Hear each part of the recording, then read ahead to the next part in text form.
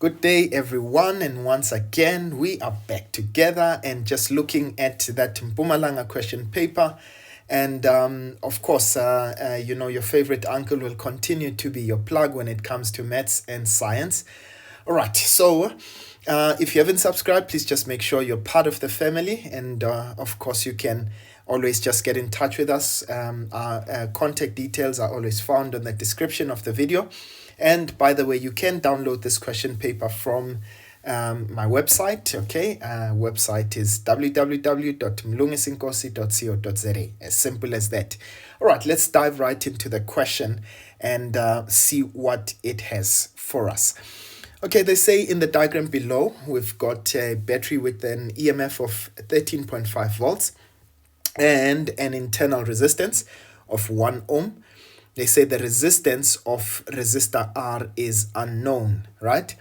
So they say when switch S is closed, okay, so there's our switch there. You can see that it's still open, but they are closing it now, right? They say the emitter A reads 1.5 amperes. So in this case, they say the resistance of the emitter and the connecting wires is negligible. All right, now let's get right into it.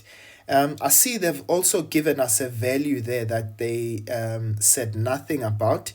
So we are going to talk about that value just now. All right, now, first of all, let's start with the first question.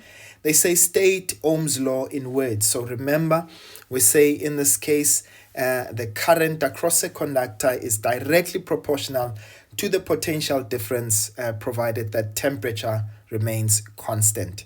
Okay, right, so they say write down the reading on the voltmeter whilst switch S is open.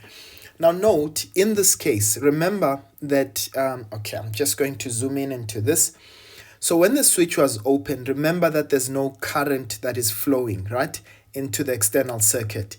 And when there's no current that is flowing, it means that there are no lost volts to the internal resistance. Remember, the internal resistance only starts operating once you've got a current that is flowing, okay? So in this case, all that we're trying to say is that if the switch was open, it means that our voltmeter would actually read the value of the EMF. So essentially, the reading would just simply be 13.5 volts. Okay. Now, obviously, in this case, I think in the circuit, they show us that once we close the switch, I think that a value changes to 12 volts. Okay. Right. Now, they say to us, the switch S is closed. Okay. They say calculate the total parallel resistance. Okay. So I want us to note something there. Okay, so we're going to talk about the parallel resistance just now. Right, what do we have? We've got the external voltage, okay, as well as the value of the total current, right? So that means what we can do for question 8.3.1, okay, so what we can do is we can say, look, we've got the value of the external voltage, okay, which is 12 volts. But what we also have is the value of our current, which is 1.5. So we can get the value of R external, right? So the external resistance would be V external, V over I. So remember, when it comes to circuits, we always use that triangle of ours. V is equals to I times R, right? So we're looking for R this time, so it's going to be V over I. So V external, remember we said corresponding or rather resistance with its corresponding voltage, or voltage with its corresponding resistance. So in this case, it's going to be V external divided by I total. So our external voltage in this case is 12 volts. Now you may wonder, why did I not use the EMF? Please remember that we use the EMF together with the internal resistance. Now, because I did not have the value, oh, actually I did. I had the value of the internal resistance in this case. So we could actually calculate R external. I'll show you the other method just now. So in this case, I'm going to have V external over I total. So my total current in this case was 1.5. Yeah. So that's 1.5. Okay, so in this case, all we simply do 12 divided by 1.5, and we get 8 volts. 8 ohms rather. Okay, so that would be 8 ohms. Now remember, what is 8 ohms? That's the value of our total resistance, total external resistance, right? But what is the external resistance? In this case, we had the parallel combination, right? So we had that parallel combination, okay, plus this one resistor. Sorry that I did not actually give myself enough space here. Okay, so I had the total parallel resistance. So maybe let me just model it as just one resistor, right? So I'll call this R parallel.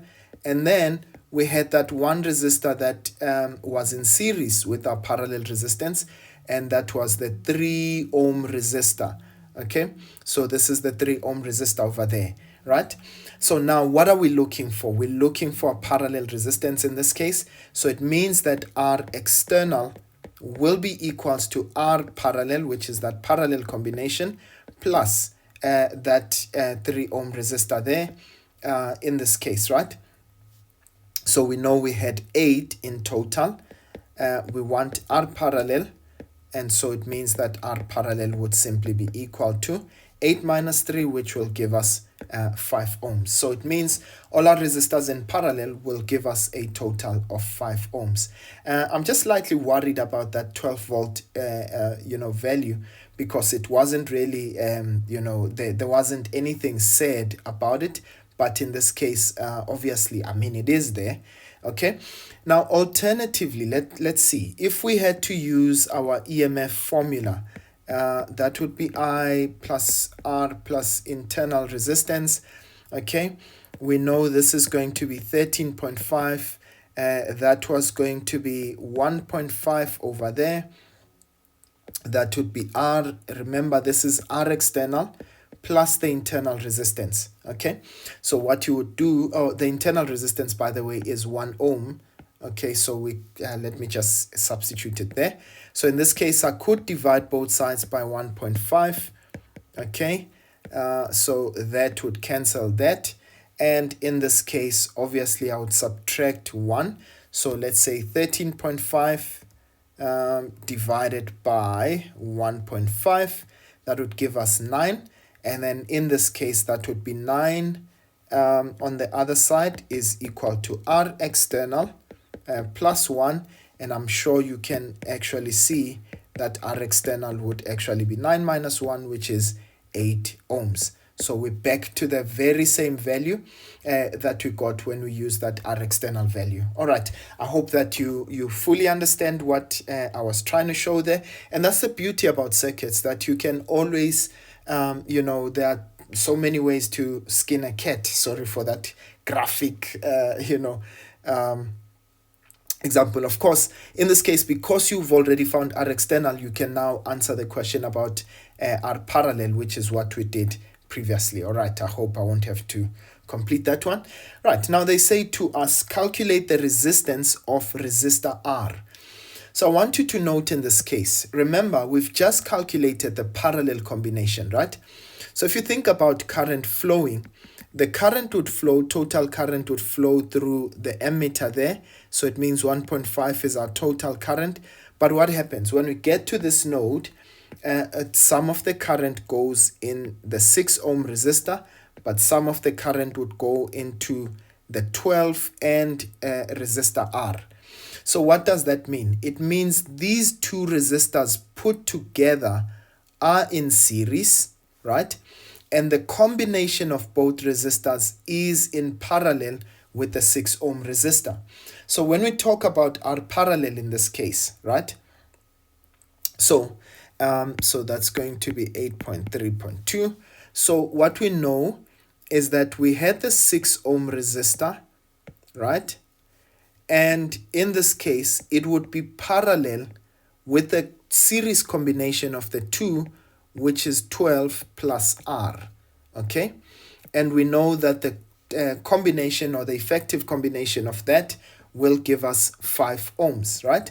So remember, those two were in series, the 12 and the and resistor R, and the combination of both were in parallel with the 6 ohm. Right, so now it means that if I go and use my formula, 1 over R parallel is equal to 1 over R1. Okay, let's call that R1 and that R2. Okay, plus 1 over R2. Now, for those of you who've seen me do this, okay, remember, you can always simplify this for yourself, okay? If you want to, you can go through this fraction, but in this case, whenever you've got two resistors in parallel, you can just simply say it's equal to the product over sum, right? So I'm just going to simplify it for myself and say this would be equal to the product of the two resistors divided by the sum of the two resistors, okay? Right, otherwise we'll take forever just on the maths part of this. Right, so I'm going to have resistor R1, that's my 6 ohm. Resistor R2 is the 12 plus R, and then divided by 6 plus 12 plus R. Okay, so let's try and simplify this. All right, so at the top, I'm just going to leave it as 6 into 12 plus R, okay? And at the bottom, I've got 6 plus 12, that would give me 18 plus R, okay? And this is equal to 5. Now, remember, we can place this as 5 over 1. And after that, we can cross multiply, right? 6 plus 12 over R, 6 into 12 plus R.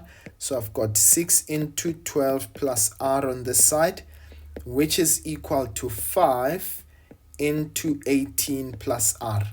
Now, really, honestly, it's up to you how you decide to work this out. Okay, you can multiply into the brackets, okay, or you can just decide to divide or whatever the case is. Okay, so let's just make it easier.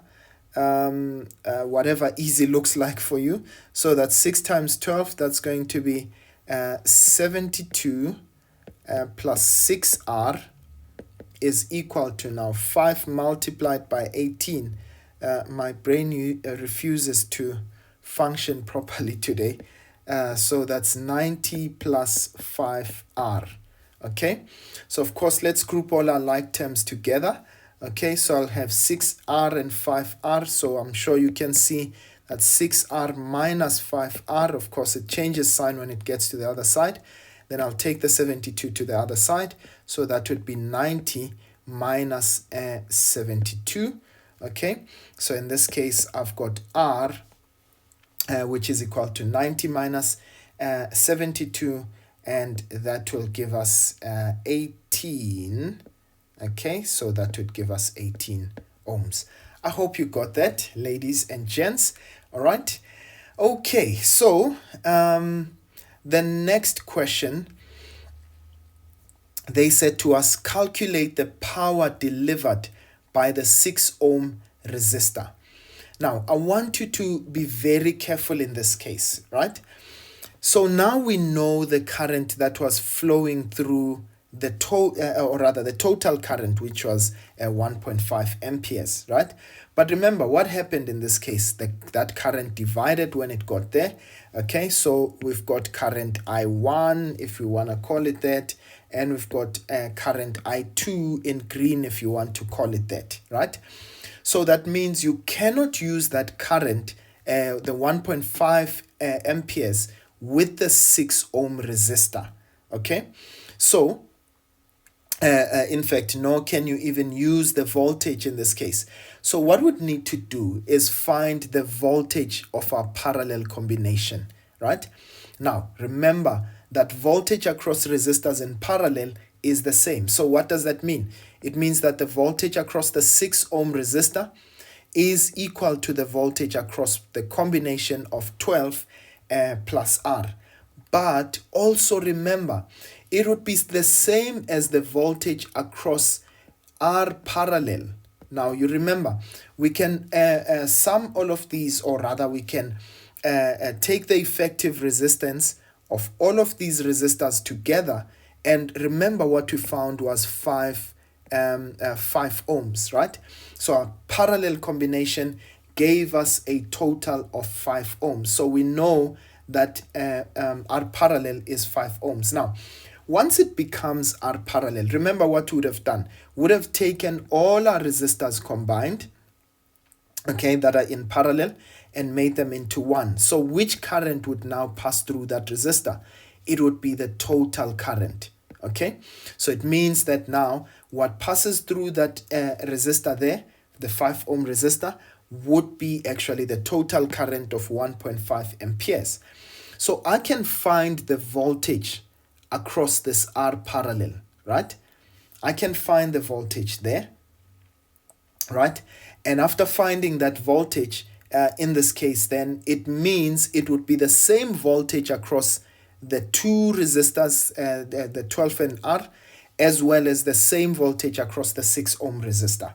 I really hope that makes sense. Okay, right. So in this case, what I'm simply going to do is say, well, I know my current is 1.5 amperes.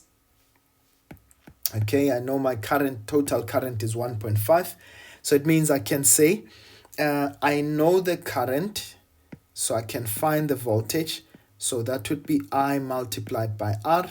So that's 1.5 multiplied by the 5 ohm resistor, which is the total or the effective parallel resistance. Okay. As I said, for some reason my brain just refuses to work today. Okay, so in this case, what do we have? Okay, so we'd have 7.5 volts, right? So we've got 1.5 times 5, that gives us 7.5 volts. So it means the voltage across the 6 ohm resistor would also be 7.5. Okay, so now remember we are looking for power, so that's 8.3.3. So power, we can either use, remember, V multiplied by I, or you can say I squared R, or we can say V squared over R. Now in this case, of course, I've got the voltage of my 6 ohm resistor, but I've also got the resistance of it. So I'm going to definitely use that formula, right? Remember, I did not have the current that is passing through exclusively the 6 ohm. So I'm just going to use V squared over R. Okay, right. So in this case, I'm just simply going to say that voltage. Remember, we found 7.5 squared divided by that resistance, which is 6. Okay, so let's do that. So that's 7.5 squared, and we divide that by 6.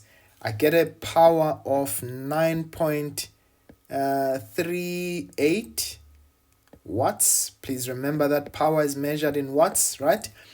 Alternatively, if you wanted to, what I could have done to get that voltage is, if you want to, you could have calculated the current that's passing through I1, okay? Or you could find the voltage across the 3 ohm resistor, right? And how could you have done that? I mean, that was simple. Of course, it would have been the total current passing there. So you could have said voltage of the 3 ohm resistor, that would be 1.5 current multiplied by resistance, which is 3, and that would have given you 4.5, right? But now, remember, 4.5 is the voltage across this 3 ohm resistor, right? But you had a total voltage of 12, right? Meaning, where is the rest of that 12 volts that you are given by the battery? So it means, in this case, it would have been across your parallel combination. So you could have said 12 minus that 4.5, and I bet you would have gotten a voltage of 7.5 for your parallel combination. I hope I'm not confusing you, right? I hope it still assists. All right. Now, so we found a power of 9.38. And then let's go to the next question. So they say to us, the 3 ohm resistor is now removed. Now let's look at it. So they tell us that we remove the 3 ohm resistor, okay, and replaced with a conducting wire of negligible resistance. How will this affect the voltmeter reading? Choose increase, decrease, or remain the same. Explain the answer. Now, ladies and gents, I did show you this, all right, when it comes to these type of questions. The first thing, please remember this. The first thing that you're going to always check is what happens to R external, right? Does R external increase or decrease? Secondly, obviously, using I is equal to V over R, you're going to check, in this case, what happens to the current, all right? And of course, what happens to the current will affect the internal resistance. So remember, internal resistance is I times the internal voltage is current multiplied by the internal resistance, right? But now remember that EMF as well as the internal resistance remain constant, okay? I'm actually working on the, the explanation. And of course, that will ultimately affect V external, because remember that EMF is equal to V external plus V internal. Now let's try and answer that question, okay? Right, now the moment we remove the 3 ohm resistor, okay? So we kill this guy, all right? Remember, what was our total external resistance? It was the parallel combination plus that 3. But now that the 3 is not there, it means it will only be composed of our parallel combination, right? So now what happened to R external by removing that 3 ohm resistor, right? It means that R external would decrease, right? Now, if you really want to know, so already that tells me if R external decreases, it means that V external will automatically decrease. But nonetheless, let's explain, right? So I know my answer will be decrease in this case. Please remember to write the answer before you give the explanation, right? Now, then I will go to the explanation, right? R external decreases by removing the 3 ohm resistor. R external decreases, right? But in this case, a decrease in R external, that's what I want to show you. A decrease in R external, what does it do to the current? It will increase the amount of current, right? Because they are inversely proportional to each other, right? So a decrease in R external will increase the current, right? But now once we increase the current and the internal resistance stays the same, it means that our internal voltage increases. Okay, I hope you understand that, right? So an increase in current will increase the internal voltage, and as a result, now look at this. If the internal voltage has increased and EMF stays constant, it means that V external must decrease. I hope that makes sense, right? I'll say this again. So R external decreases. So a decrease in R external increases the EMF, the current, increases the current. An increase in current will increase the internal voltage, right? Once the internal voltage increases, because EMF stays constant, then it means that the external voltage will decrease. I hope that makes sense, ladies and gents. And essentially, that is how the circuits cookie crumbles. I hope that you are able to follow in this question that I'm doing. I hope you really enjoyed it. Okay. And please don't forget to like and share. And, tell as many people that, your favorite uncle is still the plug when it comes to maths and physics. All right. And for those of you who will be writing, all the best for your prelims. Okay. And uncle will see you again next time. Sharp, sharp.